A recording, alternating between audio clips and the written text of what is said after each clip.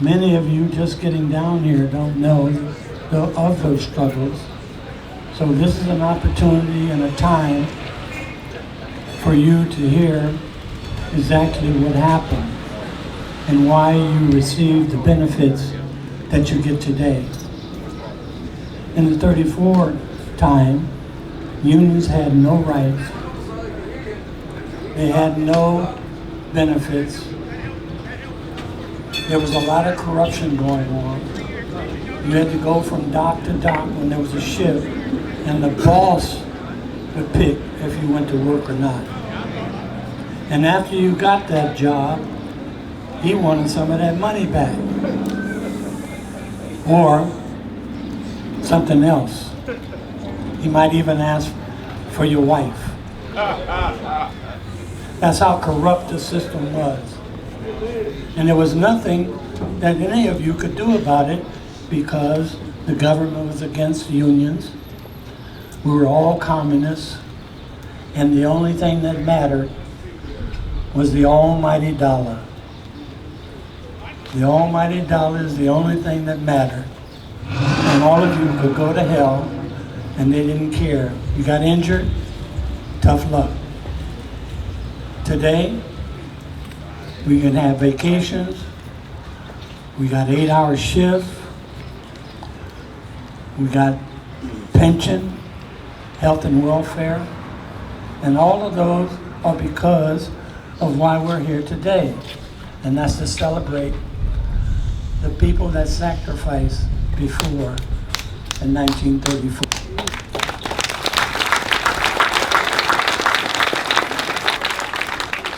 Thank you, fathers. It is my honor to introduce the Mayor of Oakland. Yeah. As you know, she's on President Trump's S list.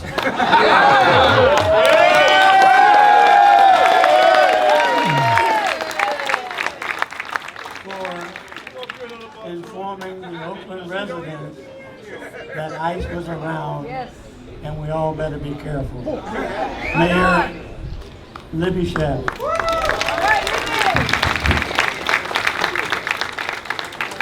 If you don't mind, I'm going to step down and stand in the sunshine.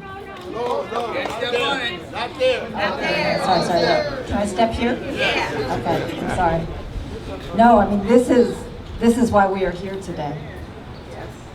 And I'll be honest, I am a feisty Oakland girl, that's for sure. And I'm someone who does not believe that we ever stand down on what we believe in. But I've been struggling a little bit lately, putting children in cages in the name of my government, our government. That does not feel like the arc is bending towards justice. But I'm also here to share with you the honoring of the memory of Howard and Nick, and that when we sacrifice, we can actually accomplish that dream that Dr. King set forward so eloquently more than 50 years ago. I'm truly honored. Local 10, the Bay Area Longshoremen's Memorial Association, just allowing me to be here with you in this day of memory. And I just promise to you that this feisty Oakland girl is going to be right there alongside you in the fight that we have ahead. We see that sacrifice pays off. Let us all continue to sacrifice for what we know is right. Thank you. Thank you.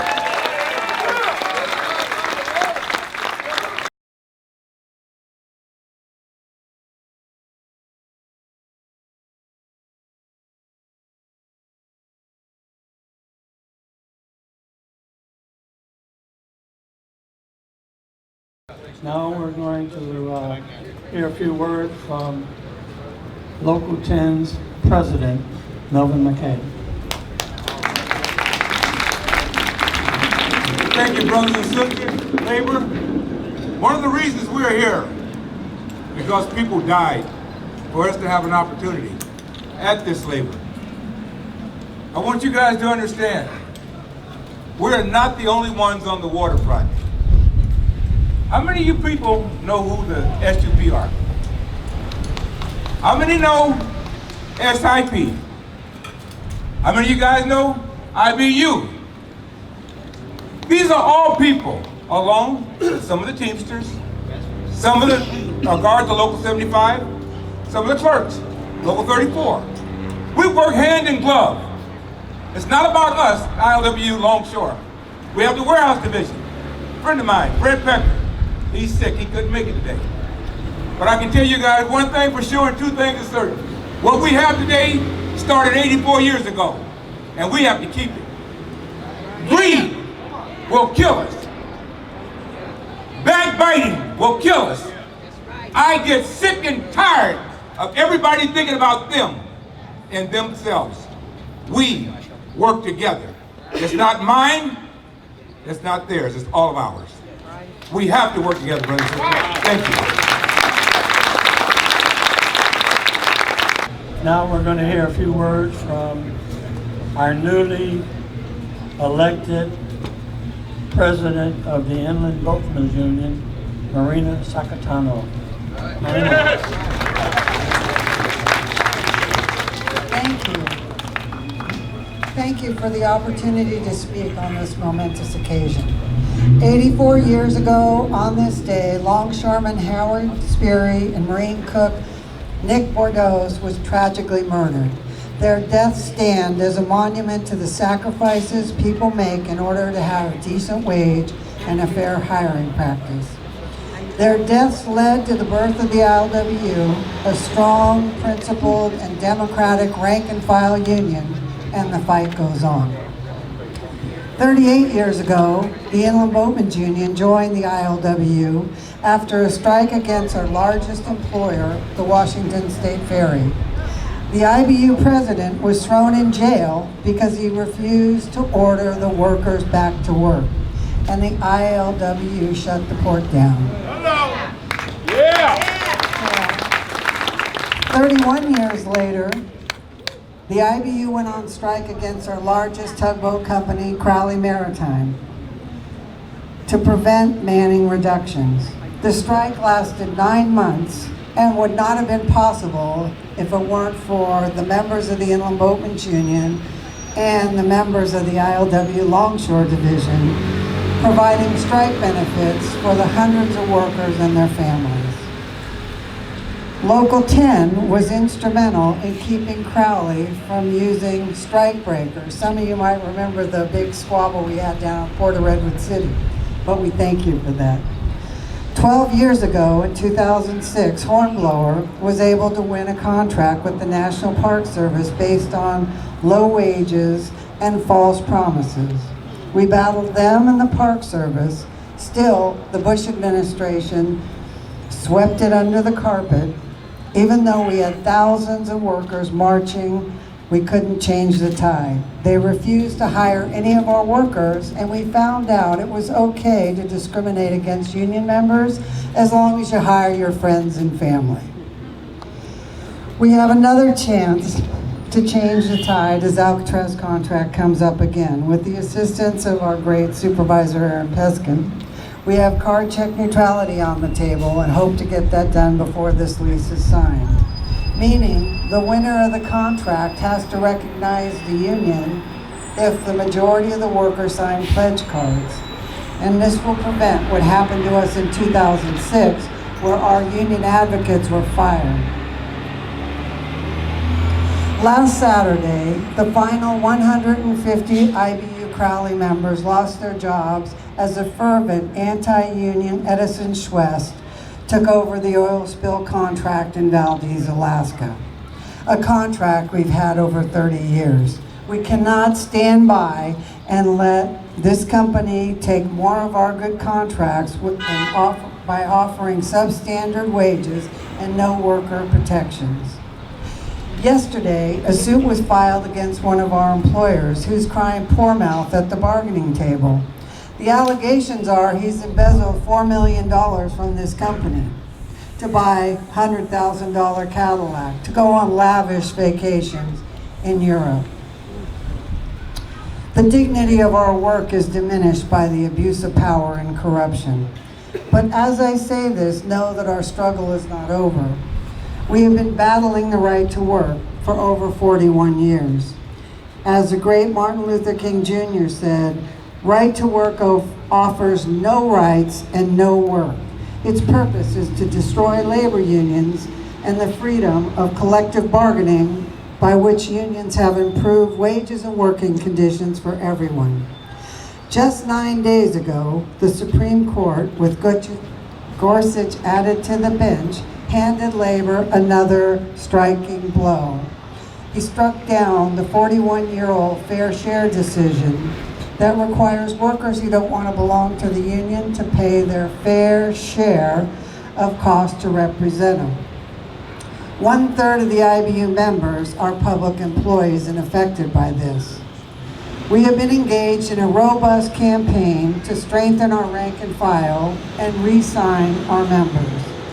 Now that anti-forces have succeeded in damaging the public sector unions, the private sector will be next. This year marks our 100th anniversary. Hamlin, she's going to say a few words.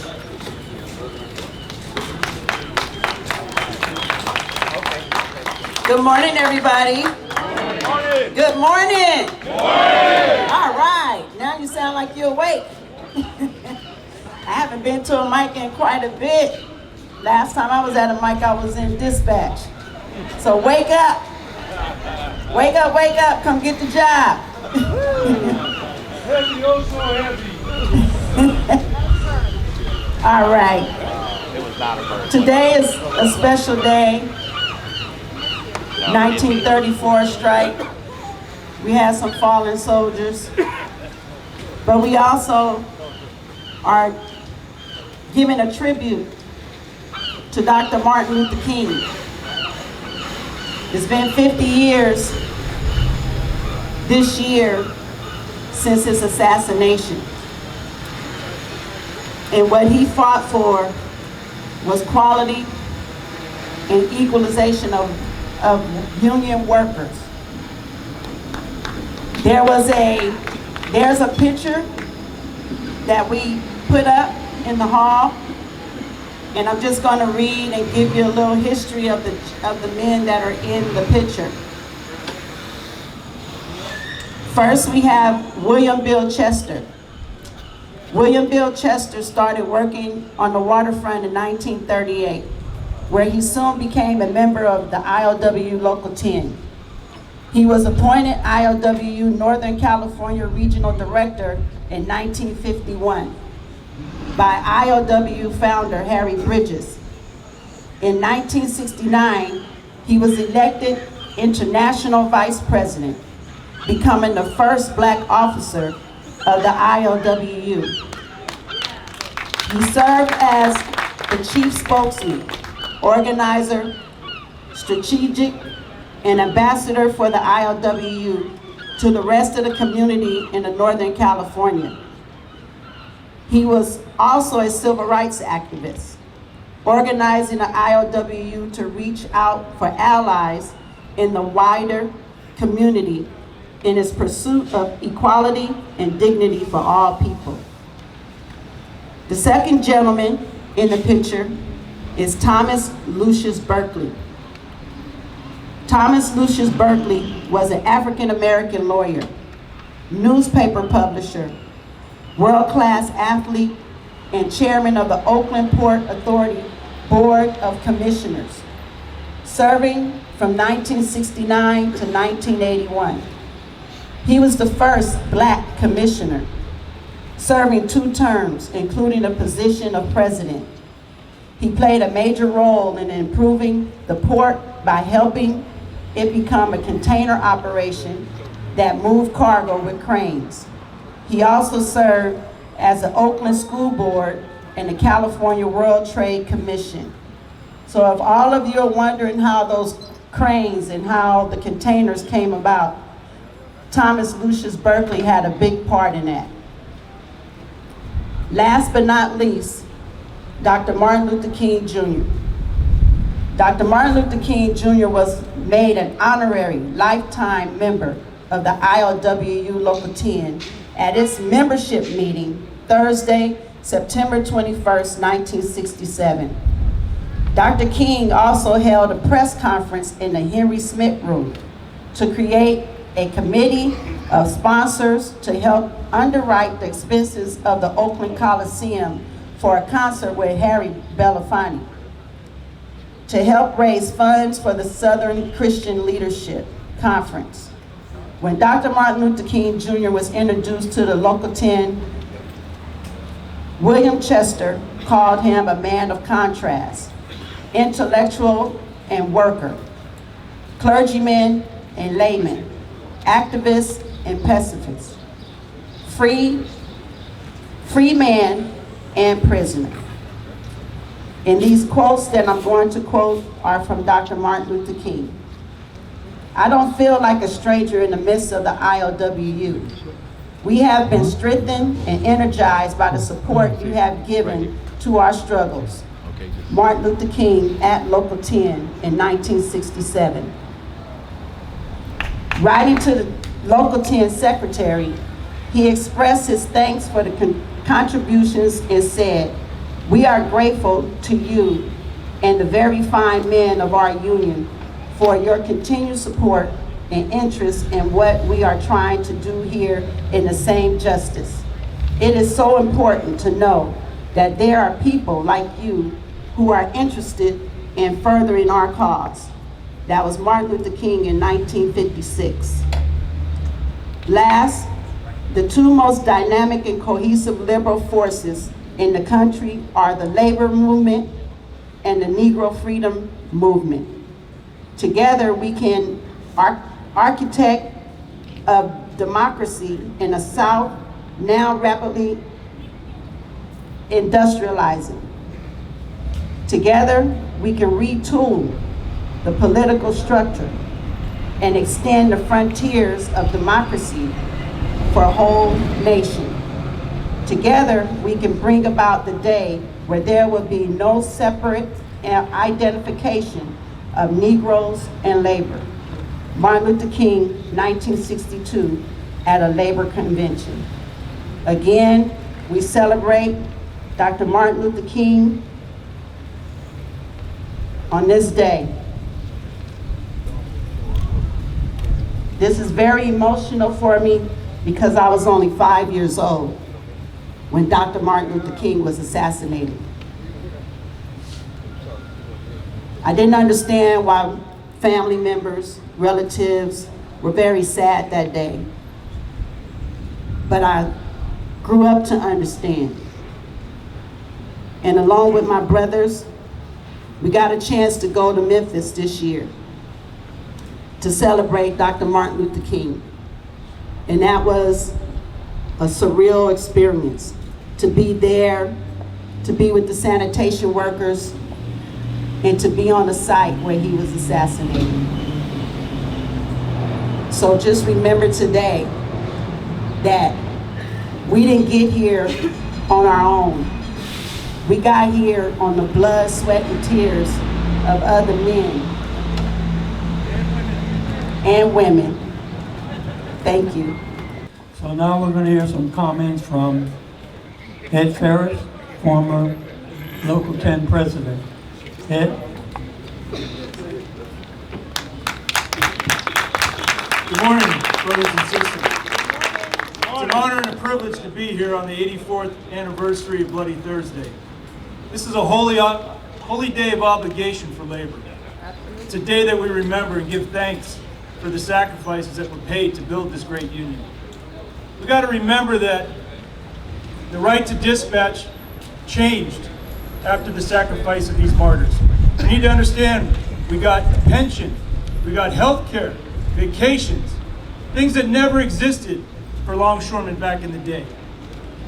84 years into the future, the struggle continues, but it's in a different way.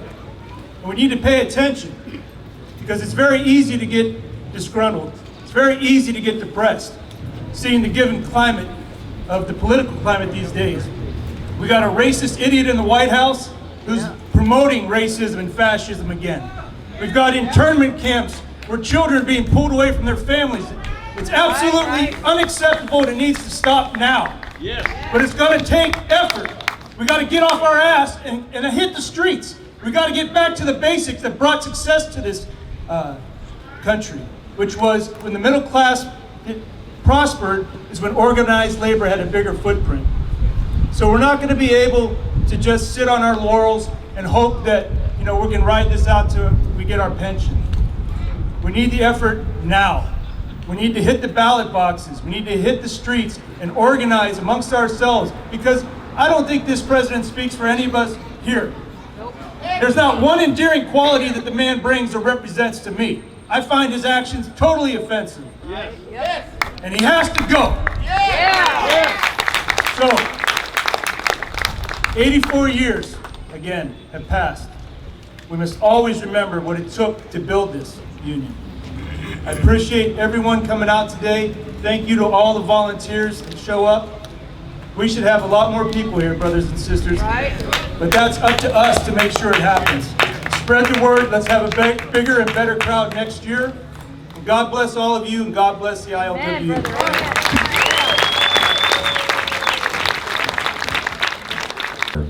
When we were doing our remodel of our Frank Cressy Plaza Park and some of our parking lot and the concrete, we were having some problems with the city. And if it wasn't for Aaron helping us, we probably wouldn't have that project completed as quickly and as efficiently as we had.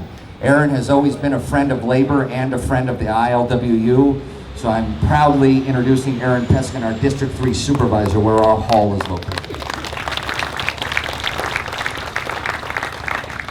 Thank you, Chris, to the leadership of BALMA and the ILWU, to the working men and women of the ILWU.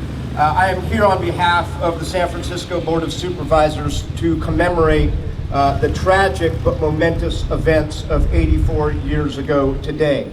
And to say that it was those events that made San Francisco the union town that it still is today. It was those events and that power of organizing that has kept San Francisco a national progressive leader. This is the city that, with your help and the help of the House of Labor, passed healthcare legislation before Barack Obama was President of the United States. This is the city that had the first San Francisco city minimum wage before the state of California raised its minimum wage, before the United States of America raised its minimum wage. That is because of the House of Labor and what happened 84 years ago. But I have to agree with Mayor Schaaf. The bosses are retooling politics in favor of the almighty dollar. They are turning back the clock with the Supreme Court and the Janus decision. And we have to remember what happened 84 years ago, because we are going to need that again in San Francisco and in Seattle and in Los Angeles and New York and Miami, to bring these people back to the working people of the United States of America. Thank you, brothers and sisters.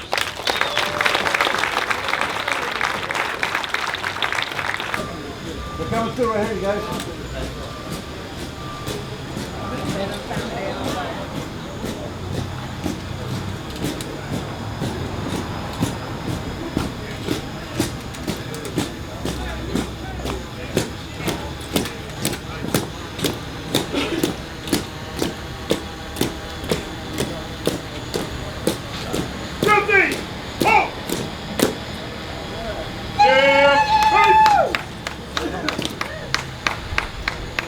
Present arms!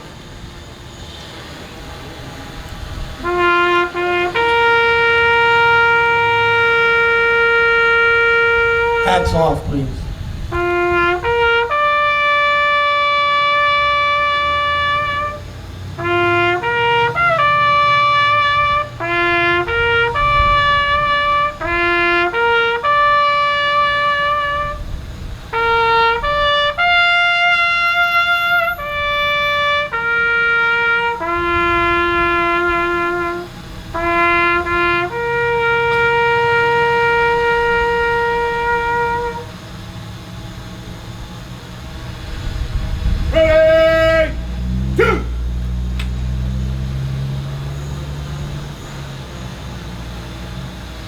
Right face.